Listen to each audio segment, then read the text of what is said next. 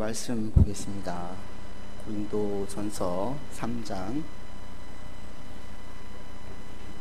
18절로 23절까지 말씀을 보시겠습니다.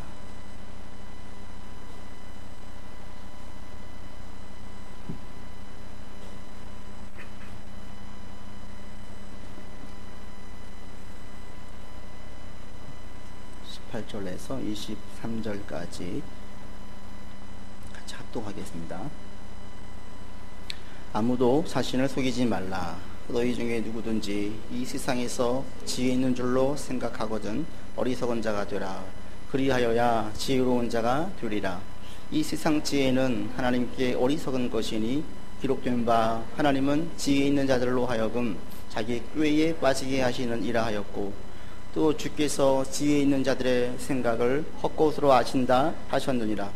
그런즉 누구든지 사람을 자랑하지 말라. 만물이 다 너희 것입니다. 바울이나 아볼로나 게바나 세계나 생명이나 사망이나 지금 것이나 장래 것이나 다 너희의 것이요 너희는 그리스도의 것이요 그리스도는 하나님의 것이니라. 아멘. 고린도전서 1장에서 분쟁의 문제로 시작을 했습니다. 근데 바울이 오늘 3장까지 일관되게 사실은 강조했던 것은 한 가지예요.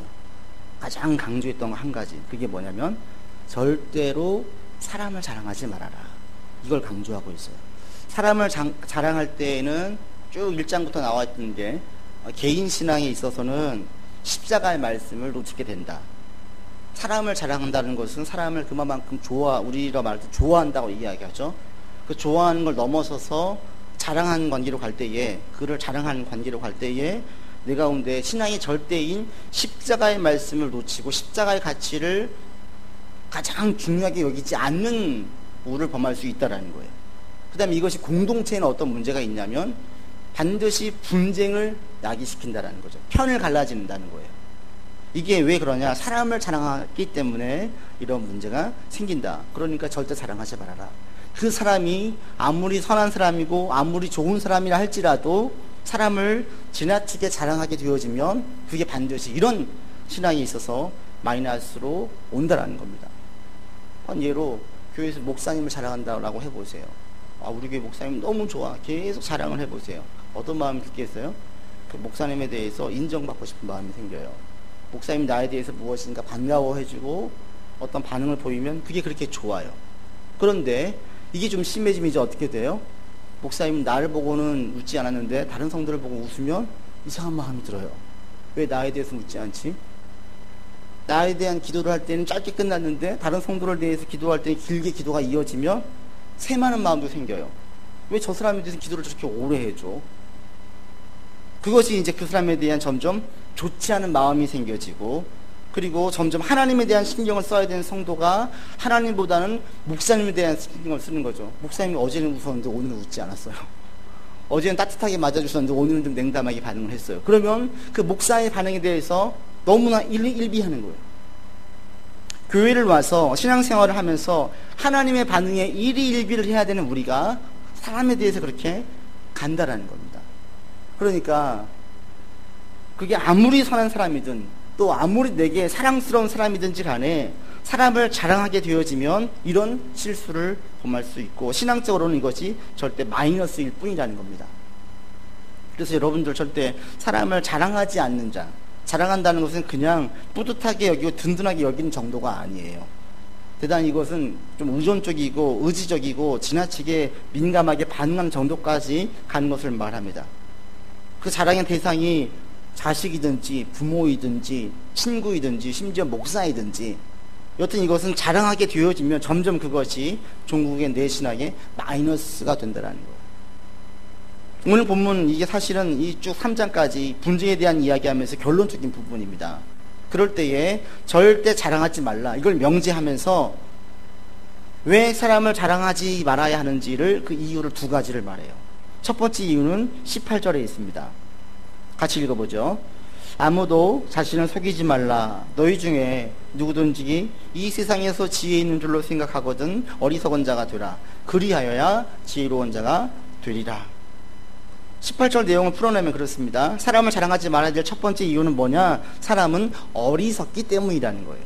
우리 어리석은 사람을 자랑하지 않죠. 사람은 자랑할 만큼 지혜롭지 못한 존재라는 거예요. 이게 지금 바울이 이야기하는 첫 번째, 사람을 자랑하지 말아야 할 첫 번째 이유입니다. 만일 누군가가 얘기하죠. 지혜 있다, 자신이 지혜 있다라고 이야기한다면 그 사람은 스스로 속이는 거래요. 왜? 지혜롭지 못하니까. 지혜롭지 못한 자가 지혜롭다고 이야기하는 것은 이거 속이는 거죠. 그러니까 인간들 누군가가 지혜롭다 말하면 그건 거짓말하는 거라, 속이는 거라는 거죠. 자기 자신을 속인다라는 거예요. 근데 우리가 조금만 우리 자신을 살펴보면 지혜롭지 않아요. 여러분이 누군가를 볼 때 저 사람은 정말 지혜로운 사람이야 라고 할 때 그 사람의 삶을 조금만 들여다보면 그렇게 지혜롭지 않아요. 어떤 사람이 있었습니다. 인도에 다녀온 이후로 고기를 전혀 먹지 않아요. 어떤 종교에 빠져서 전혀 고기를 먹지 않아요. 수년간 과일만 먹었어요. 극단적인 채식을 했습니다. 그러자 자연스럽게 여러 영양소가 부족했고 살은 빠지겠죠. 특별히 그 지나친 과당은 인슐린을 분비하는 기관인 췌장에 부담을 주는데 지나치게 과일만 먹다 보니까 이분이 나중에 췌장암에 걸렸어요. 췌장암에 걸린 다음에도 한동안 치유를 거부했어요. 자기는 스스로 치유하겠다라는 거예요. 식단으로 거부했어요. 근데 이게 너무나 갈 때까지 가니까 드디어 이제 그 병원에 갔고, 병원에 갔지만 이미 손을 쓸 수 없는, 손을 쓰기엔 너무 늦은 단계까지 왔습니다. 그리고 가서도 스스로 자기 진단을 하고 의사의 처방은 100% 따르지 않았습니다. 결국 이 사람이 죽게 됐어요. 여러분, 이런 사람이 지혜로운 사람입니까? 어리석은 사람입니까? 누가 봐도 이런 사람은 지혜롭다고 이야기하지 않아요. 근데 이게 누군지 아세요?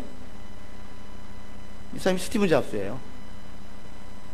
스마트폰과 컴퓨터에 있어서 최고의 지혜자라고 불렸던 사람이 스티브 잡스가 이렇게 극단적인 자기 식습관과 췌장암에 걸린 이후의 그 모습을 보면 너무 미련해 보이는 거예요. 어떻게 이럴 수가 있지 싶을 정도의 모습을 이는 보였습니다. 주변의 모든 사람들은 그의 죽음을 안타까워했어요. 그러면서 말했어요. 조금만 일찍 그가 고집을 꺾고 의사의 지시를 따랐더라면 살 수 있었을 텐데라는 안타까운 마음을 가졌어요. 그런데 최고의 천재요, 최고의 지혜자라고 말하는 스티브 잡스도 그의 건강에 있어서는 이렇게 미련했다라는 거예요. 최고의 교육자라고 이야기하는 사람이 그의 자녀가 망쳐요. 자살한 일들도 있어요. 알코올 중독이 빠지고 약물 중독이 빠지는 경우도 있어요. 유능한 대기업 임원이었던 사람이 사기꾼에게 사기를 당해가지고 쫄딱 망하는 경우도 있어요. 우리가 볼 때는 최고 지혜인 것 같은데 가만히 그 사람의 삶에 들어가 보면 그렇게 지혜롭지 않아요. 그렇게 지혜로운 인간은 사실은 없어요. 특히 어떤 학문을 연구한 사람들은 자신의 한계를, 자신의 미련함을 뼈저리하게 느끼죠. 처음에 시작할 때는 대단히 자신감이 있습니다. 금방 그 분야를 다 마스터할 것 같아요. 그런데 연구를 하면 할수록 더 미궁에 빠져든다라고 하죠. 자신의 지식이 너무너무 얕다라는 거예요. 그리고 그 분야를 마스터를 해도 이 사람들 여전히 자신이 미련함을 고백한다라고 합니다. 왜? 한 분야를 이렇게 수십 년간 연구했을 때 조금 알겠는데 다른 분야들의 그 심오한 세계에 대해서 이해를 해보면, 생각을 해보면 자신이 얼마나 지혜롭지 못한지를 깨닫게 된다는 거예요. 이게 인간이에요. 이게 인간. 때문에 세상에 어떤 인간도 지혜로운 인간이 없고요. 지혜롭다 말하는 것은 이것은 거짓말하는 거예요. 근데 만약 이 사람은 난 거짓말 아니야, 난 진짜 지혜로워 라고 말한다면 이 사람은 진짜 어리석은 사람이에요. 객관적으로 어리석은 사람이에요. 객관적으로. 제가 이런 경험을 운동을 하면서 경험을 했어요. 뭐 아시겠지만 제가 탁구를 지금 계속 하고 있어요. 제가 지금 요즘에 운동하면서 이제 레슨도 받고 이러는데 제가 지금 목회하면서 가장 인기를 제가 얻고 있는 곳이 어딘 줄 아세요? 가정도 아니고 교회도 아니에요. 가장 인기 있는 곳은 생활체육관 탁구장이에요. 가면 저를 거의 무슨 귀빈 대접해줘요. 거기서 제가 탁구를 제일 잘 치는데요. 제 자랑이 아니라 그분들. 그래가지고 제가 한번 쳐주면은 그걸 좋아하고요. 뭐 하나 알려주면 너무 고마워요. 제가 레슨을 받는다고 하면 아니 왜 이렇게 잘하는 분이 레슨을 받으세요? 어떻게 하면 목사님처럼 할 수 있어요? 막 이래요. 근데 그럴 때 제가 절대로 어깨가 으쓱해지지 않아요. 그리고 겸손해야지 이런 생각도 안 들어요. 왠지 아세요? 제가 제 실력을 알기 때문에 그래요. 이분들이 못하니까 그렇지. 정말 잘하는 분들하고 제가 시합을 해보면 얼마나 내가 부족한지를 저는 잘 알고 있어요. 때문에 그분들이 저에게 막 투켜 세워도 그것이 저를 교만하게 하지도 않고 스스로 겸손해야지 라는 마음도 안 들어요. 아유, 아니에요. 저 잘하지 못해요. 이게 빈말이 아닌 거예요.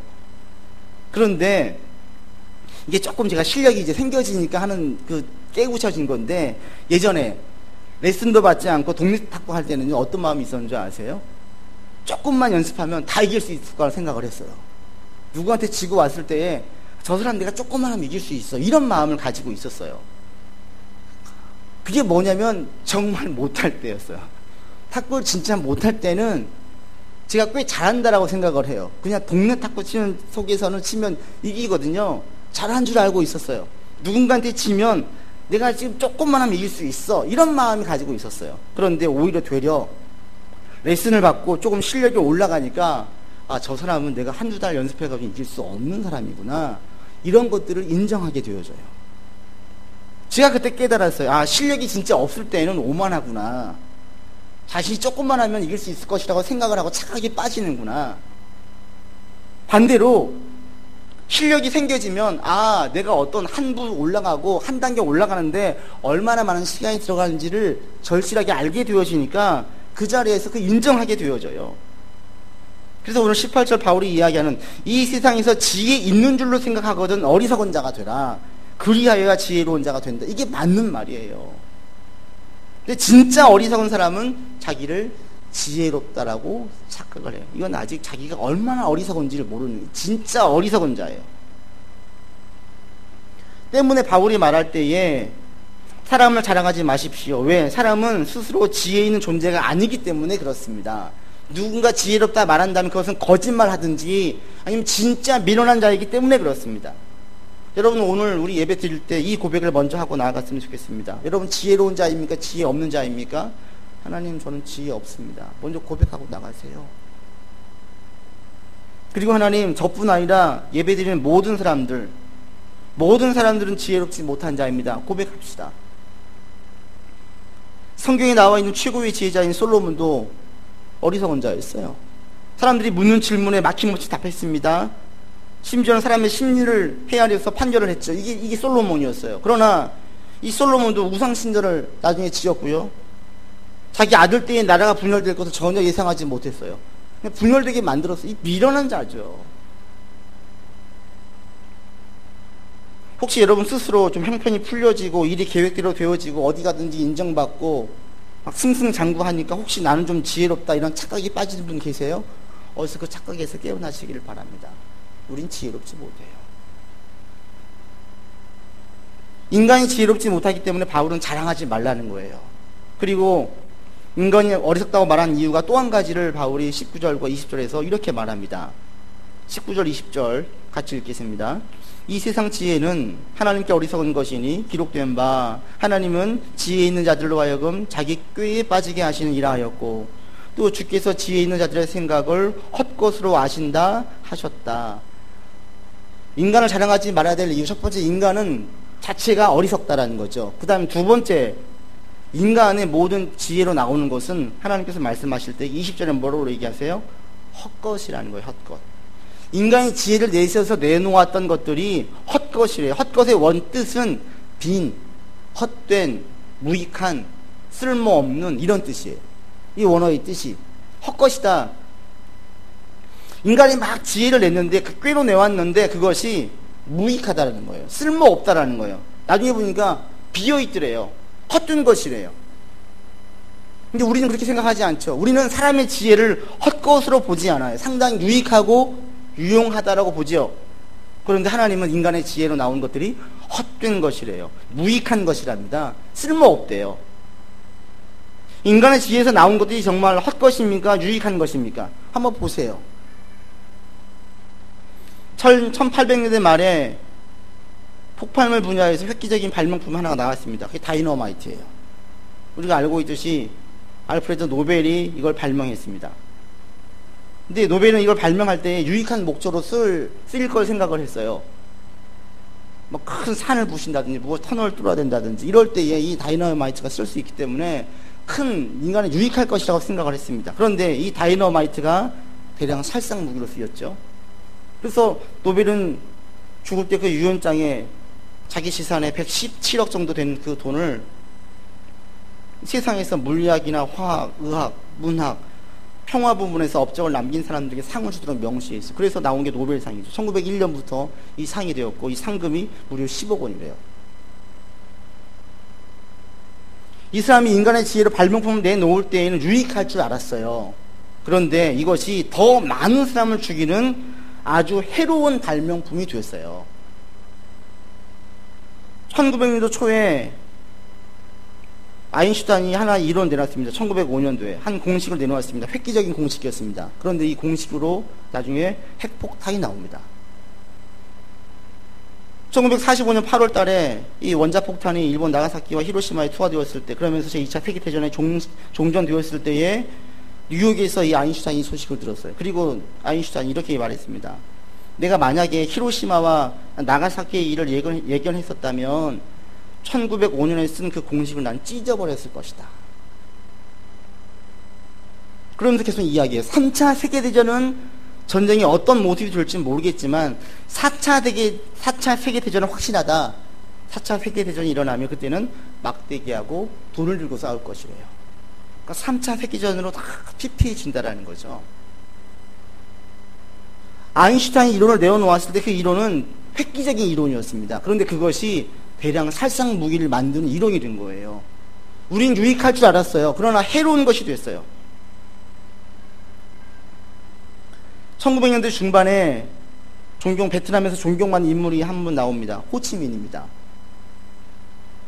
지금도 베트남 사람들은 이분을 대단히 존경합니다. 저도 이분의 생각에 가봤는데 얼마나 청렴하고 살았는지, 얼마나 검소한 생활을 했는지 다 존경해요. 지금 오늘날 베트남이 왜 이렇게 못 살아요?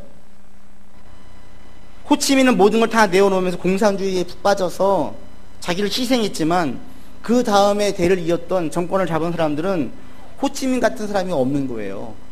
여러분, 공산주의 사상 자체는 대단히 좋은 거예요. 아세요? 모든 사람들에게 다 먹을 것을 의식주 문제를 해결해 주는 거예요. 얼마나 좋아요. 이론은 좋은데 이게 실제로 들어가니까 좋지 않은 거예요. 왜? 악한 인간들은 권력을 잡고 힘을 얻으면 널리 이롭게 쓰이는 게 아니라 자기만 이롭게 해요. 그래서 공산주의가 이론은 사상은 좋은 것 같은데 현실로 들어가 보니까 이 공산주의는 좋은 게 아니라 완전히 실패한 이론인 거죠. 그때 그 이론, 그 사상은 좋은 건 줄 알았어요. 그러나 그것은 많은 사람을 죽게 만들었고 지금도 그 공산주의에 빠져있는 나라들은 잘 살지를 못하는 거예요. 지혜자가 내놓은 발명품, 지혜자가 내놓은 이론, 지혜자가 내놓은 그 사상들이 우리에겐 유익한 것 같은데, 좋았던 것 같은데 실제 벌어진 현실을 보게 되면 무익하고 해롭고 너무나 큰 피해를 준다는 거죠. 그래도 반문을 줄 수 있어요. 그래도 기술의 발달, 문명의 발달들은 우리의 삶을 편안하게 유익하게 해주지 않습니까? 이렇게 물을 수 있습니다. 우리는 근데 이런 착각을 해요. 삶에 편하게 해줄지는 모르겠지만 편한 것이 유익한 것입니까? 아니에요. 유용한 것이 유익한 것입니까? 아니에요. 제가 설교 준비하다 딱 떠오른 영화가 하나 있었습니다. 그 부시맨이에요. 부시맨.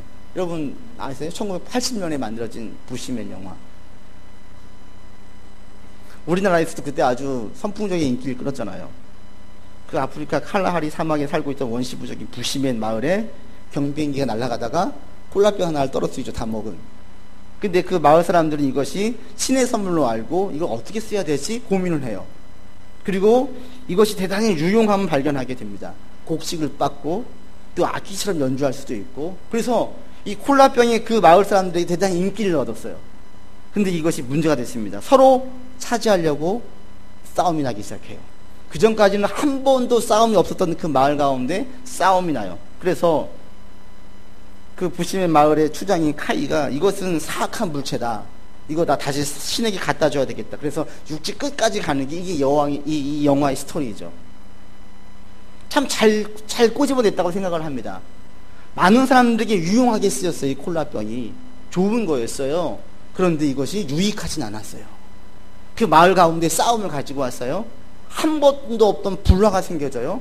불평이 나와요. 원망이 돼요. 이게 세상으로 확대해 보세요. 뭐가 됩니까? 이게 전쟁이 되는 거예요. 죽이는 거예요. 문명의 발달, 기술의 발달이 우리에게 좋은 것 같은데 가만 생각해 보면 그렇게 좋은 것도 아니에요. 선진국일수록 행복하다고 하지 않아요. 유익하지도 않아요. 여전히 지금도 많은 사람들은 전쟁으로 죽어가요. 여전히 많은 사람들은 질병으로 죽어가요. 기술이 발달할 때 이제 질병은 정복했을 것이다 라고 다 얘기했었어요. 근데 아니었어요. 새로운 변종들이 계속 나오는 거죠. 정복되지 않아요. 그러니까 여러분들 내가 뭔가 좀 더 가지면 더 유익하고 더 행복할 것 같은 이런 생각이 빠지지 마세요. 내가 더 큰 집에 살면, 더 많은 돈을 가지면, 더 좋은 무엇인가를 내가 가지고 있으면 우리가 행복할 것 같은데 착각이에요. 편하게 할 수 있을지는 모르겠지만 그것이 그 가정의 그 개인 삶에 유익하지 않습니다. 유익과는 상관이 없는 경우가 훨씬 많습니다. 그래서 바울이 이야기할 때 사람의 지혜는 헛것이다. 하나님은 그래서 인간의 지혜를 헛것이라고 말해요. 인간이 내놓은 지혜들은 무익합니다. 헛것입니다. 때문에 여러분들이 만약에 사람의 지혜만, 인간의 말만 전적으로 듣고 따른다면 반드시 큰 해를 당하게 되어져 있습니다.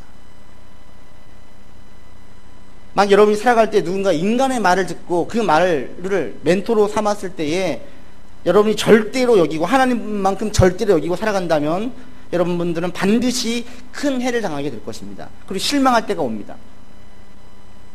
제가 신대원 시절 때에 강의했던 어떤 교수님이 계셨어요. A 교수님이 계셨는데 이 교수님이 수업 중에 그런 얘기를 해요. 자신이 사실은 유학 가려고 생각 안 했대요. 근데 자기 담임 목사님이 너 똑똑하니까 자꾸 유학을 가라고 그랬대요. 유학 갔다 오면 내가 담임 목사 자리 하나 마련해 줄 테니까 걱정하지 말고 갔다 오라고 강하게 푸시해가지고 고생해서 갔대요. 갔다 왔는데 이 목사님의 상황이 바뀐 거예요. 그 목사님이 한마디 그래 여기로 가가 아니라 미안하다 한마디만 하고 끝나더래요. 자신은 목사님만 믿고 갔는데 갔다 오는 자기 상황이 바뀌어가지고 자기는 낙동강 오리알처럼 뭐 어디가 없는 거예요. 그래서 지금 그때 장신대 저희 학교에 오셔가지고 시간 강사하고 계셨어요. 자신이 그 목사님을 원망하지는 않지만 너무나 그 목사님의 말씀을 철석같이 믿었던 자신을 후회하고는 있다라고 얘기하셨어요. 목사님이 하나님이 아니잖아요. 자기를 믿고 완전 인생을 올인한 거예요. 그래서 벌어진 결과는 후회스러운 거였어요. 혹시 여러분들 누군가 사람의 말을 절대로 믿고 계십니까? 참고하고 지혜를 얻을 수 있지만 절대로 여기지는 마세요. 우리가 생각해야 될 절대는 하나님이지 인간이 아니에요. 사람의 지혜에는 반드시 한계가 있어요. 하나님의 지혜만이 우리 가운데에 한계가 없어요. 여러분들은 사람의 지혜를 참고하되 최종 결정은 하나님의 지혜의 근거에서 결정하셔야 돼요. 그래야 후회가 없어요. 어떻게 해요, 목사님? 저는 지금 사람의 지혜 보고 따라왔다가 지금 이렇게 큰 토를 다쳤는데요. 근데 감사한 게 뭔지 아세요? 하나님의 지혜는 우리가 벌어놓은 이 실수들도 다 봉합하셔가지고 좋은 것으로 이끌어내신다라는 거예요. 그래서 제가 좋아했던 이 로마서에 있는 모든 것이 합력해서 선을 이끌어 가신다는 겁니다. 그 좋은 예가 앞서 말씀드린 그 교수님 예를 들 수 있습니다. 이 A 교수님이 그렇게 생각을 했어요. 아, 내가 그때 너무 지나치게 미련할 정도로 그 목사님을 철석같이 믿었다. 근데 왜 그랬냐면 그 목사님은 대형교회 목사님이고요. 신학책도 많이 냈고요. 목회적인 경륜도 매우 높아가지고 그분 책을 목사들이 많이 참고했어요. 그분 목회를 많이 따라가려고 했어요. 근데 자신이 그걸 느꼈죠. 그래서 완전히 지금 그 가운데 이 목사님은 그 어느 때보다도 기도를 많이 했다고 해요. 산에 등산을 가면서 홀로 가서 계속 기도했대요. 그리고 너무너무 자기는 설교를 하고 싶었대요. 이분이 뭐라고 하냐면 나무에다 대고 설교를 했대요. 너무 설교하고 싶어가지고. 근데 얼마 안 돼가지고 이분이 어느 교회 담임으로 가셨어요. 목회를 지금 잘하고 계세요. 자, 그 교수님을 한번 봅시다. 처음에는 사람의 지혜로 유학을 떠났어요. 결심했어요. 모든 걸 다 쏟아부었어요. 근데 결국은 낭패를 보았어요. 그리고 난 다음에 하나님의 지혜를 구하기 시작했어요. 그러면서 그 어려운 시기를 견뎠어요. 그러자 하나님께서 무익했던 그 유학의 경험이 유익한 경험이 되게 하셨어요. 이분이 그 시기를 겪으면서 목회의 소중함, 설교의 귀함을 깨닫게 되었습니다. 그 어느 때보다도 하나님과 가장 깊고 친밀한 시간을 또한 가지게 됐습니다. 그리고 인간의 지혜를 100% 따른다는 것이 얼마나 미련한지도 알게 되었습니다. 결국 이분에게는 그것이 매우 유익한 경험이 된 거예요. 그래서 우리는 하나님의 지혜를 구해야 되고 하나님의 지혜를 따라야 되고 인간을 자랑하는 것이 그래서 어리석은 것입니다. 여러분, 하나님의 지혜를 자꾸 구하는 자가 되기를 바랍니다. 하나님의 지혜를 구하세요. 하나님의 지혜를 구할 수 있는 그 방법은 제가 볼 땐 크게 세 가지예요. 첫 번째는 말씀 청종이에요. 말씀을 통해서 여러분들 가운데 자꾸 깨우쳐 주시는 경험이 있기를 바랍니다. 어떤 문제를 막 고민을 했어요. 그런데 구체적인 답은 안 주는데 큰 방향을 제시해 주면 이거 하나님께서 주신 깨우치심이에요. 그걸 여러분들이 설교 때마다 성경을 읽을 때마다 이런 깨우침이 있다면 이건 하나님의 지혜입니다. 그리고 또 한 가지는 제가 볼 때는 어려움 중에 드리는 기도예요. 힘들고 어려울 때 하나님께 토해내시고 막 하면요, 갑자기 예상하지 않았던 생각이 떠오를 때가 있어요. 늘 이로운 시각으로만 봤었는데 기도하면서 하나님께 토해내고 고백을 하면서 이 시각이 아닌 다른 시각으로 보일 때가 있어요. 이게 하나님께서 주신 지혜예요. 그리고 또 한 가지는 제가 볼 때는 신실한 그리스도인들의 조언입니다. 사심이 들어가 있지 않는 자들, 말씀과 기도로 깨어있는 자들의 조언이 또 하나의 하나님의 지혜가 될 때가 있습니다. 이런 지혜를 여러분들이 구하면서 나간다면 우리 삶의 많은 어려움들을 우리는 해결해 나갈 수 있고요, 좋은 결실을 거둘 수가 있습니다. 이런 이유 때문에 바울은 사람 자랑하지 말래요. 왜? 사람은 어리석대요. 그리고 사람의 지혜는 헛된 것이랍니다.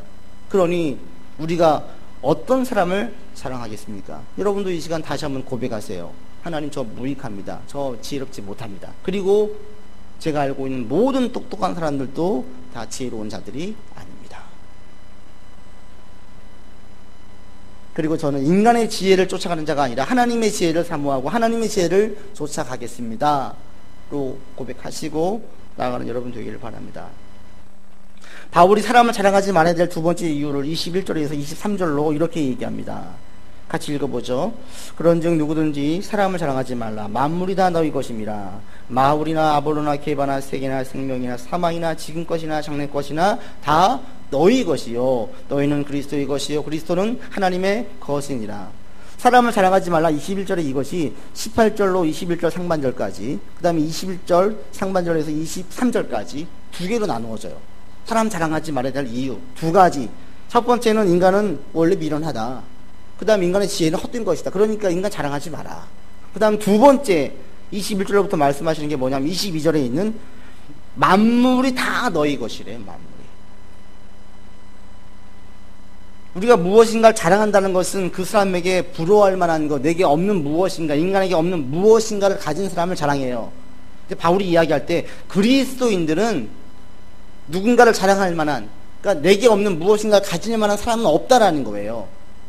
즉 그리스도인 되었을 때에 우리가 받은 것은 가장 큰 것, 가장 가치 있는 것, 가장 귀한 것을 받았대요. 때문에 다른 누군가가 가지고 있는 것들은 내가 가진 것과 비교해 보면은 비교가 안 된대요. 내 것이 가장 귀하고 큰 것이니까. 바울의 논리는 그겁니다. 바울, 아볼로, 게바 다 너희의 유익을 위한 사역자이다. 그러니까 어느 한 사람 다 너희가 너희 신앙 유익을 위해 쓸 수 있는데 왜 굳이 어떤 라인을 타려고 하냐? 그 무익하다는 거예요. 이 세상도 다 너희 것이래. 왜? 세상의 주인은 예수님이시죠. 예수님이 통치하시죠. 우리가 그 통치에 참여하니까 세상의 통치에 너희가 참여하는 자잖아. 이게 너희 거지. 생명과 사망도 우리 거랍니다. 우리 예수를 믿으면 이미 우리 생명 받은 자예요. 영생 받았어요. 우리 거예요. 사망도 우리 거래요. 사망이라는 것은 사망의 두려움을 말해요. 죽음의 절망, 두려움. 예수 믿은 다음에 우리는 더 이상 두렵지 않죠. 죽음에 대한 두려움에 빠지지 않게 된다는 거. 그래서 죽음도 우리 거래요. 지금껏 예수 믿는 다음에 받는 모든 것들이 다 우리 거래요. 장래 것, 나중에 주님 재림할 때 만날 것들도 다 우리 거래요. 그래서 세상에서 가장 귀하고 가장 가치 있고 가장 큰 것을 너희가 이미 받았대요. 그러니까 다 받았는데 별로 귀하지 않은 거 가진 사람은 뭐하러 자랑하냐 이거예요. 주님께 받은 게 많은 사람, 주님께 받은 은혜가 큰 사람일수록 사람을 자랑하지 않게 됩니다. 하나님을 자랑하게 됩니다. 하나님께 받은 게 많은 사람은 하나님을 자랑하지 인간을 자랑하지 않게 돼요. 바꿔 말하면 누군가가 자꾸 사람을 막 자랑한다는 얘기는 아직 자기가 하나님께 받은 게 얼마나 크고 얼마나 귀한지를 몰라서 그래요. 그래서 여러분들 가운데에 이번 한 주 하나님께 받은 은혜를 한번 생각해 보셨으면 좋겠습니다. 내가 받은 게 무엇인지, 내가 받은 게 얼마나 가치 있고 얼마나 큰 것인지. 그래서 그것이 누군가 인간에 대한 자랑과 부러움이 아니라 그것이 감사의 고백으로 나왔으면 좋겠습니다. 예수 믿고 우리의 생명을 얻었습니다. 영생을 받았습니다. 하나님 우리의 아버지가 되었습니다. 우리를 보호하신다는 약속을 주셨습니다. 그리고 우리 가운데에 지혜를 주시는 분이시고 미련한 내게 지혜도 주십니다. 이런데 우리가 어찌 감사하지 않을 수 있겠습니까? 그래서 바울은 인간을 자랑하지 말아야 할 두 번째는 너희가 이미 다 받았다 이거예요. 그래서 우리는 하나님을 자랑할 수밖에 없어요. 그래서 우리는 하나님의 지혜를 사모할 수밖에 없습니다. 23절에 바울이 그래서 이렇게 말했죠. 너희는 그리스도의 것이고 그리스도는 하나님의 것이다. 다 이 세상에 있는 게 하나님의 것이고 우리는 하나님의 자녀이기 때문에 이 모든 것들이 다 우리 것이다. 이번 한 주간 하나님의 지혜를 사모하고 좇는 여러분 되기를 바랍니다. 하나님의 뜻이 무엇입니까? 하나님, 저 이거 어떻게 해결해야 됩니까? 자꾸 물으세요. 그리고 내게 주신 은혜, 내가 받은 것들을 한번 좀 생각해 보시는 한 주간이 되기를 바랍니다. 그 은혜가 여러분 가운데 인간에 대한 자랑이 아니라 하나님에 대한 찬양으로 바뀌어질 수 있기를 주 이름으로 권면을 드립니다. 기도하겠습니다. 하나님, 사람을 자랑하지 않는 우리가 되기를 원합니다. 인간의 지혜는 헛것이고 사실 인간은 어리석은 자입니다. 주님, 저도 어리석은 자입니다. 우리는 어리석은 자입니다. 때문에 하나님의 지혜가 필요합니다. 하나님, 우리를 깨우쳐 주시고 우리에게 지혜를 주십시오. 그리고 아버지 하나님, 내가 받은 것들을 다시 한번 헤아려 보게 하시고 내게 주신 것이 얼마나 귀하고 큰 것인지를 알아 주님께 감사함으로 나아가도록 인도하여 주시옵소서. 우리 구주 예수 그리스도 이름으로 기도드립니다. 아멘.